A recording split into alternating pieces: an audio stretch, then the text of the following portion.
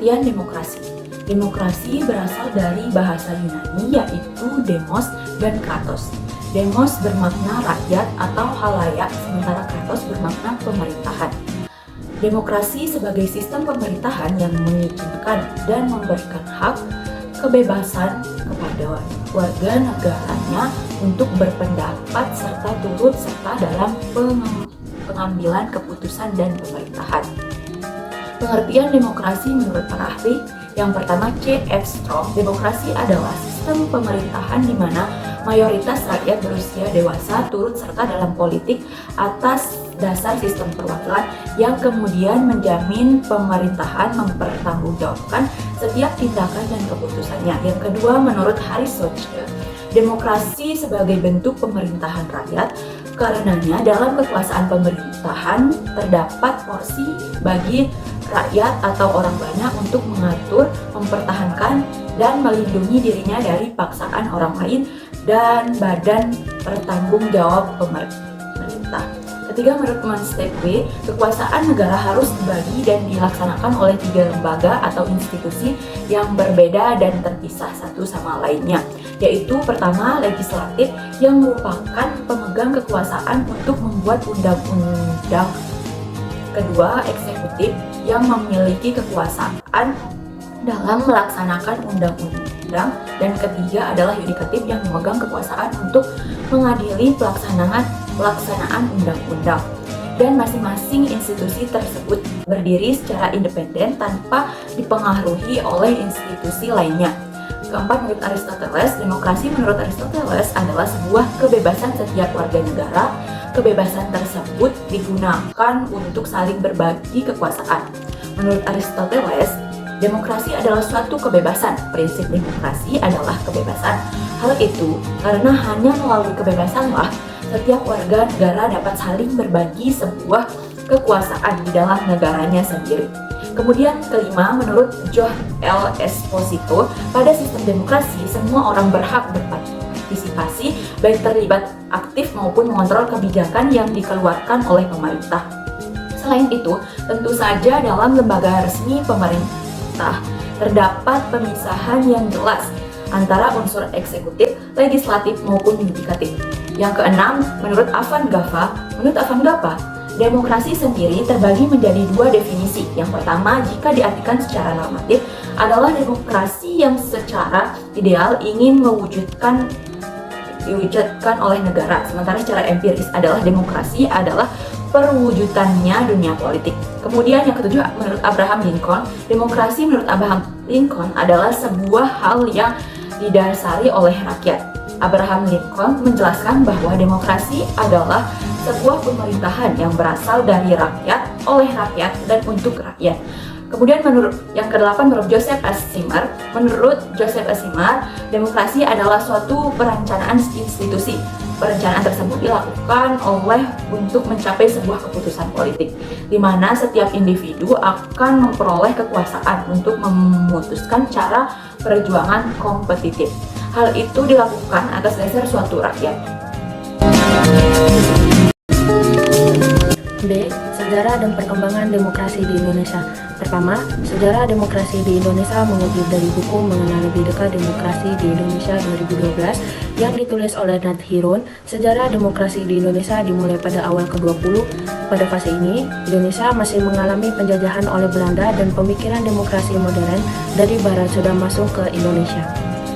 Sejarah demokrasi Indonesia dapat dibagi menjadi beberapa periode penting yang melibatkan pengaruh dari demokrasi Yunani kuno hingga perkembangan demokrasi Pancasila di Indonesia modern. A. Pengaruh demokrasi Yunani kuno. Sistem demokrasi pertama kali ditetapkan oleh penduduk Yunani kuno.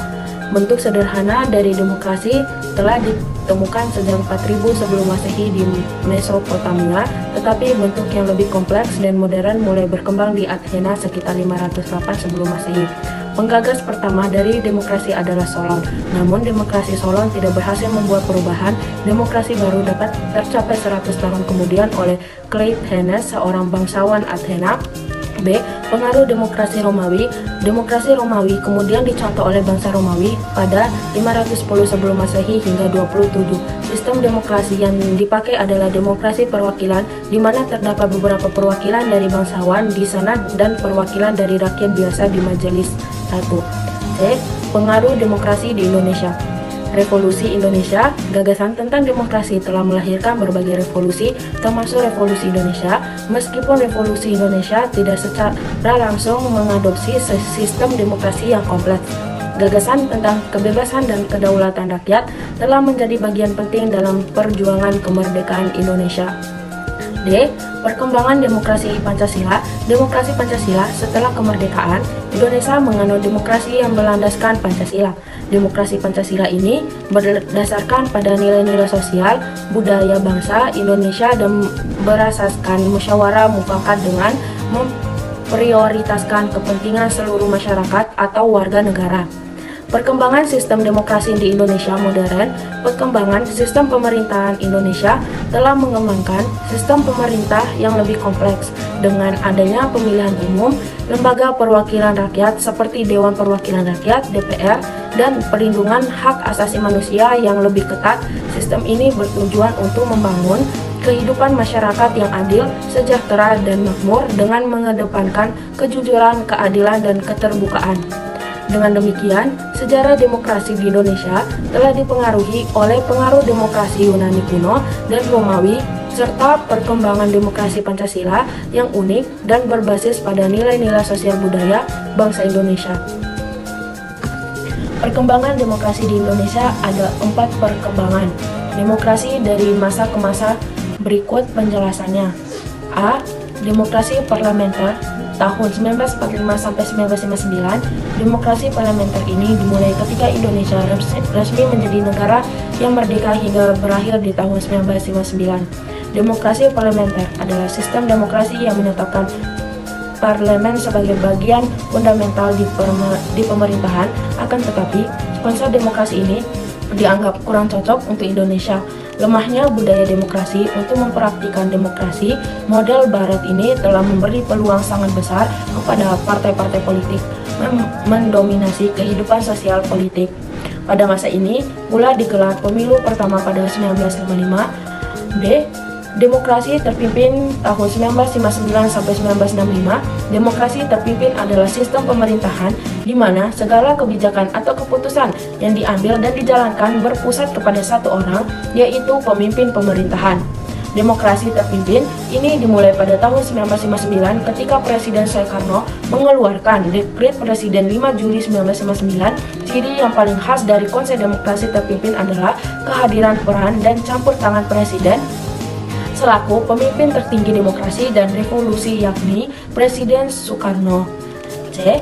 Demokrasi Pancasila 1965 sampai 1998. Setelah peristiwa G3OSPKI terjadi di tahun 1965, terjadi penggantian pemimpin dari Soekarno menjadi Soeharto. Era Orde Baru ini juga dikenal dengan istilah demokrasi Pancasila yang menjadikan Pancasila sebagai landasan demokrasi. Akan tetapi, rezim yang berkuasa selama 32 tahun juga dihantui dengan beberapa penyimpangan. Ciri-ciri demokrasi di Indonesia. 1. Kedaulatan rakyat. Kekuasaan tertinggi berada di tangan rakyat, yang berarti rakyat memiliki kedaulatan yang mutlak untuk memilih wakil-wakil mereka dan pejabat pemerintahan. 2. Pemilihan umum yang bebas, terbuka, adil, dan jujur. Pemilihan umum di Indonesia dilaksanakan secara langsung, bebas, terbuka, adil, dan jujur, sehingga masyarakat dapat memilih dengan bebas dan tanpa tekanan. 3. Musyawarah dan mufakat. Pengambilan keputusan melalui musyawarah untuk mencapai mufakat yang merupakan salah satu prinsip demokrasi Pancasila. 4. Hak asasi manusia atau HAM. Demokrasi Pancasila menjunjung tinggi hak asasi manusia sesuai dengan sila kedua Pancasila yang menjunjung tinggi harkat dan martabat manusia. 5. Melindungi hak minoritas. Ciri-ciri demokrasi Pancasila juga melindungi hak-hak minoritas, baik hak pendidikan, hak berpolitik, serta hak-hak yang dimiliki tiap warga negara. 6. Kebebasan berpendapat. Kebebasan berpendapat harus dilindungi dan ditegakkan, sehingga tiap warga negara memiliki hak untuk menyampaikan gagasan dan pendapat di muka umum tanpa terhalangi atau didiskriminalisasi. 7. Pengawasan kinerja pemerintahan. Partai politik berfungsi sebagai sarana pengawasan kinerja pemerintahan dan mewakili aspirasi rakyat dan mengusung calon pemimpin. 8. Pemerintahan berdasarkan aturan hukum. Demokrasi Pancasila menjunjung tinggi aturan hukum yang telah dibuat, sehingga di Indonesia segala permasalahan dapat diselesaikan secara hukum. 9. Otonomi daerah. Pemerintahan di Indonesia juga menerapkan otonomi daerah untuk membatasi kekuasaan legislatif dan eksekutif di tingkat pusat, sehingga kekuasaan lebih dekat dengan masyarakat. Dengan demikian, demokrasi di Indonesia memiliki ciri-ciri yang khas dan berbeda, yang menjadikannya sistem pemerintahan yang unik dan berorientasi pada kepentingan rakyat.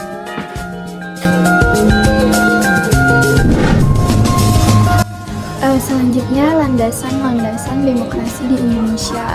Ada beberapa landasan-landasan demokrasi di Indonesia, di antaranya yang pertama itu terdapat pada pembukaan Undang-Undang Dasar 1945, salah satunya itu berada di alinea pertama yang menyatakan bahwa kemerdekaan itu ialah hak segala bangsa. Dari sana bisa dipahami bahwa hak dari bangsa itu sendiri, hak dari bangsa Indonesia adalah merdeka. Jadi merdeka itu termasuk kekuasaan gitu atau demokrasi. Selanjutnya yang kedua, dan masih yang tadi di pembukaan undang-undang itu masih banyak di alinea selanjutnya sampai alinea keempat.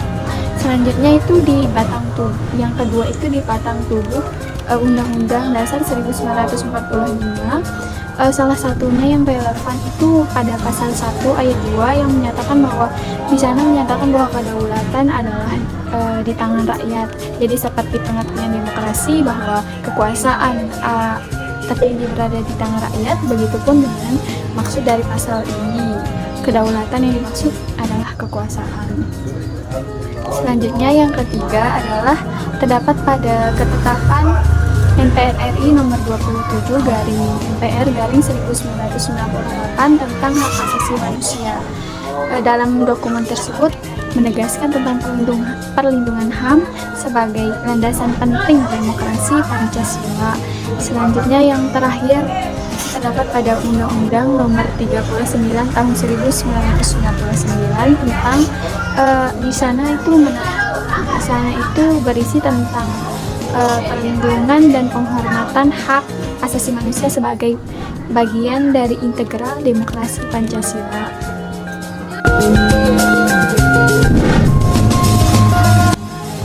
Selanjutnya, peran dan fungsi demokrasi di Indonesia. Pada dasarnya, peran dan fungsi demokrasi di Indonesia ini ya sama gitu. Di antaranya yang pertama adalah mewujudkan kedaulatan rakyat. Artinya, demokrasi di Indonesia ini berdasarkan pada prinsip bahwa kedaulatan berada di tangan rakyat. Rakyat itu memiliki hak untuk berpartisipasi dalam pengambilan keputusan politik melalui pemilu atau partisipasi publik lainnya. Yang kedua, menjamin hak asasi manusia. Artinya, demokrasi Pancasila ini menjunjung tinggi hak asasi manusia, dan HAM merupakan salah satu prinsip paling penting dalam demokrasi Pancasila yang tertuang dalam Undang-Undang Dasar Undang-Undang nomor 39 tahun 1999 tentang hak asasi manusia. Selanjutnya yang ketiga, melindungi keanekaragaman dan pluralisme. Jadi, demokrasi juga menghargai keberagaman sosial, budaya, dan agama atau perbedaan lainnya, keanekaragaman lainnya. Sistem ini berusaha untuk menciptakan toleransi, keharmonisan, ketentraman, dan tidak ada dominasi antara mayoritas dengan minoritas. Selanjutnya yang keempat, mendorong pembangunan ekonomi dan sosial. Maksudnya demokrasi di Indonesia ini bertujuan untuk menciptakan kesempatan dan kesejahteraan yang merata bagi seluruh lapisan masyarakat. Selanjutnya yang kelima, menjaga stabilitas politik. Maksudnya itu demokrasi ini berusaha untuk menjaga stabilitas politik melalui proses yang terbuka dan partisipatif. Artinya itu seimbang dan terbuka. Selanjutnya yang terakhir, menjaga keseimbangan kekuasaan. Maksudnya itu, demokrasi di Indonesia ini berusaha untuk menjaga keseimbangan kekuasaan antara eksekutif, legislatif, maupun yudikatif. Hal ini dilakukan agar mencegah penyalahgunaan kekuasaan seperti korupsi atau sesuatu yang buruk yang menyeleweng dari kekuasaan gitu, dan memastikan bahwa kekuasaan pemerintah ini dibatasi oleh konstitusi. Dengan demikian, demokrasi di Indonesia ini memiliki peran yang sangat penting dalam menjaga keadilan, partisipasi, dan stabilitas politik, serta melindungi hak-hak asasi manusia dan keanekaragaman sosial. Sekian presentasi dari kami. Kurang lebihnya mohon maaf. Wassalamualaikum warahmatullahi wabarakatuh.